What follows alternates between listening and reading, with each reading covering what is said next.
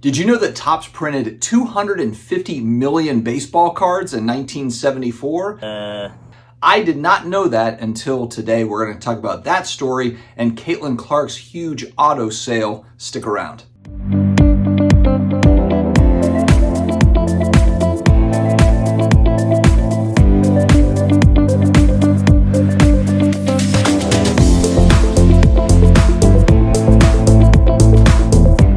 What is going on, my sports card hobby family? You take the card and put it in the sleeve. I am ready for the weekend. I don't know about you all. Actually, my youngest brother, 20 years my junior. So believe it or not, I've got a 23-year-old brother. He is graduating from Florida State University this weekend. So heading down there to celebrate him. Congrats, little bro.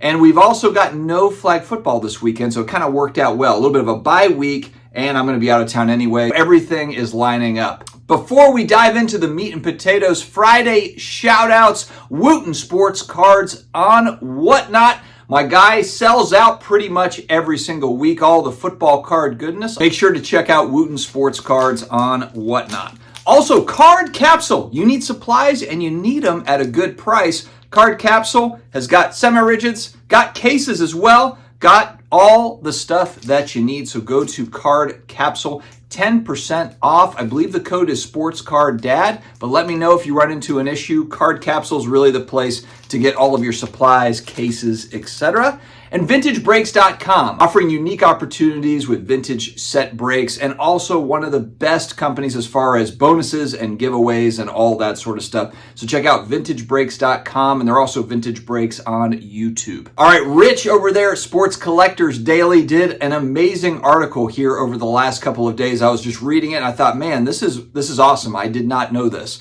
So in the title, we talked about Topps. Going back to 1974, kind of a strange time in the U.S. We're wrapping up Vietnam War. You got inflation that's starting to tick up.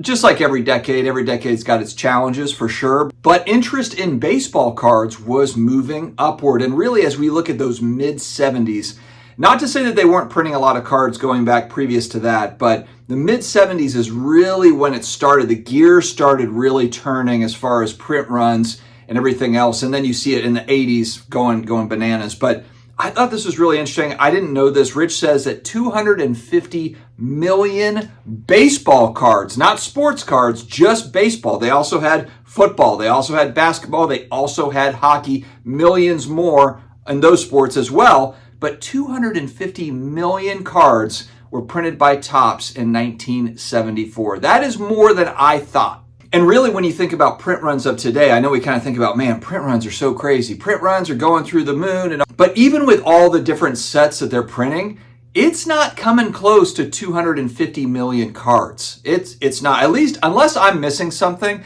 250 million cards is tremendous. And that was for 1974 Topps baseball for one set. That's the way I understand it anyway. Maybe Rich will let me know that I'm wrong, but that is an incredible number of cards in 1974. The article also states in 1974 there was an estimated 10 to 15,000 hardcore collectors, with about 30,000 more that were dabbling in it. And if we go back in time too, that was really when Topps was marketing bubble gum and candy just as much as they were cards. They were marketing to kids, and really a lot of times kids at 5 cents, 10 cents, 15 cents a pack, they were buying it for just as much for the gum as they were for the cards that were inside the pack. So very interesting times, and the article references how the marketing has changed over time for sports cards, for trading cards. It used to be, if you go back to 1974, it's primarily dedicated, the marketing, to young people. They're trying to sell gum, again, just as much as they're trying to sell cards. Now you've really seen a massive shift where really the marketing is geared towards adults. If we're being honest, there's always a lot of talk about getting young people involved and young people interested in trading cards, which it was going back 50 years ago, but it's not anymore. It's clear that Topps fanatics, they're trying very hard to incorporate both of these things. I mean, when you've got ball players that, are giving out packs at the stadium to young people. I mentioned this too when I was at that Topps Rip Night where Tom Brady had showed up and they had other athletes there. It was all about the young people. It was not about the adult collectors. But I think that's kind of an interesting thing to note, though, is that we have completely shifted. The marketing has completely shifted to adults. Topps is trying to add that part back into it. They're trying hard. On the marketing side, it's less about the 40-year-old geeks like us, and it's more about, getting kind of that next generation young people involved in it. So I thought that was interesting. This article is fantastic. So again, check it out on Sports Collectors Daily. And you've seen, look, 10 to 15,000 hardcore collectors. We have quite a bit more than that now. And 30,000 that dabble, it's way more than 30,000 that are dabbling in this hobby. Another thing I thought it was kind of cool too, Cy Berger, of course, the head of Topps going back.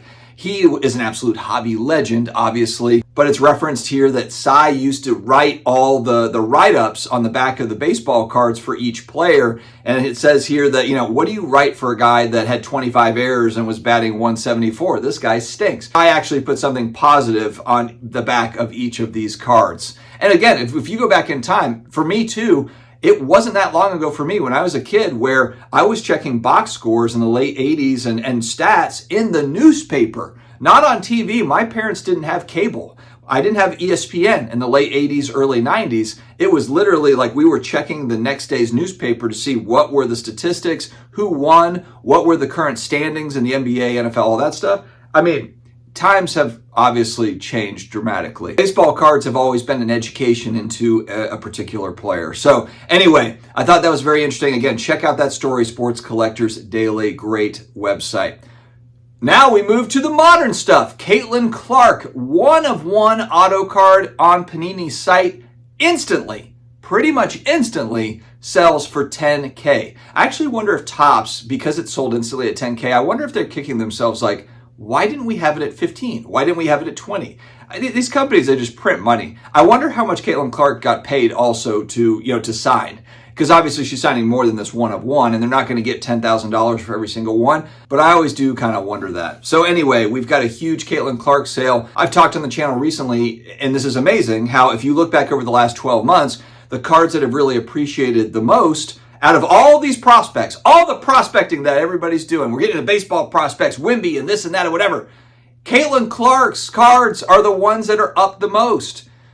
Isn't that kind of ironic? It's just ironic. And a lot of people got in and did very well. There's some people that are like, oh my gosh, I bought a handful. I wish I'd bought 100. That's always the case when speculating, but I just think that that's really interesting. So when I see something like this where Caitlin Clark, first Panini, whatever, first jersey sells for $10K, and a lot of people will be like, oh my gosh, that's insanity. Those cards will be worth $1,000 in a year, whatever. And you might be right. Maybe they are. But guys, we have people that are literally spending $10,000 every single day on Wembanyama cards that aren't even autographed, let alone the Topps Chrome cards that come out here in the next, few months, and those autographs that are going to be attached. Some people will say, oh, how dare you? How dare you compare Caitlin Clark to Wembanyama? But why wouldn't you compare them? I mean, if you're talking about prospects, Caitlin Clark is really, she just became the face of the WNBA. She is the biggest star in women's basketball, college or pro, period. She's the biggest star that there is. She's going to be the biggest ticket draw, all of that. Wembanyama, amazing. The alien. He's going to be all those things, all that stuff, but he is really just the latest prospect. And again, next year there'll be another one, and 2 years after that there'll be another one. Is Wembanyama going to be the absolute face of the league? Maybe he will, maybe down the road, or he might not be. So, I'm not here paying 10 grand for that. Do I think it's absolutely nuts? Well, compared to what? It's all kind of relative, isn't it? I mean, people are dropping $10,000 on all sorts of different prospects. Why not it be the #1 women's basketball player in the world as far as a ticket draw, as far as merch, all that stuff? True, maybe Caitlin Clark's a total flop in the pros. But how many of these baseball prospects are total flops? How many of these basketball prospects end up being total flops? I don't know. I just think it's an interesting debate. Some people will think this is crazy. Caitlin Clark, don't touch it. It's crazy. But I just go back to the fact that if we had all, now granted, if we had all done it, then it wouldn't have happened this way. But if we had all had the foresight to buy Caitlin Clark cards 12 months ago, we would all be way up over any other sports card buy that's available. That's all I'm going to say. That's all I'm going to say. Anyway, guys, thank you very much for joining me. I hope that you have an amazing weekend ahead. One last thing before I let you go. New releases, new card releases coming up over the last couple of days and then also over the next few days. May the 4th be with you. I'm pretty sure there's a Star Wars release coming up. We've got some baseball stuff, some Marvel stuff, hockey stuff. Definitely check out waxstat.com. My buddy Al, it's a free site that essentially allows you to see where the prices are for hobby boxes, just so that you have an idea of kind of like, hey, what's a good price for new product if you're out buying new product, and also for some of the older stuff as well. Maybe you're a sealed product collector and / investor, speculator, whatever. This site can give you some details as to kind of what's moving up and down, kind of like a data tool for new product, just for wax. Check out Al's site at waxstat.com. Stay healthy, stay awesome, and I will talk to you again later.